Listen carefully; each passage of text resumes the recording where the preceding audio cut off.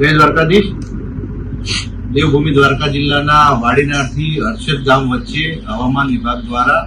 સમુદ્રમાં આશરે 3.5 મીટર જેટલી હાઈ વેવ લેન્થની મોજા ઉઠવાની અને હાઈ ટાઈડની સંભાવનાને ધ્યાને રાખીને હવામાન વિભાગ દ્વારા આગાહી આપવામાં આવે છે, જેના તકેદારીના ભાગરૂપે તંત્ર સજ્જ છે અને તંત્ર દ્વારા તકેદારીના ભાગરૂપે હાલમાં ગોમતી ઘાટ ખાલી કરાવવાથી લઈ વિવિધ જગ્યાઓ ભટકેશ્વર અને શિંગણપુર બીચ ખાતે પણ સતત સર્વેલન્સ પેટ્રોલિંગ રહે અને લોકોમાં અવેરનેસ રહે કે ભાઈ આ રીતની પરિસ્થિતિ છે, તેથી દરિયાના વધારે નજીકના ભાગમાં ના જવું એ કાર્યવાહી પૂર્ણ કરવામાં આવે છે. હાલમાં પોલીસ તંત્ર અને ફાયર બ્રિગેડની ટીમ તૈનાત કરવામાં આવી છે વેરિયસ સ્પોટ્સ ઉપર. આ વિડીયોના માધ્યમથી તમામને અપીલ કરું છું કે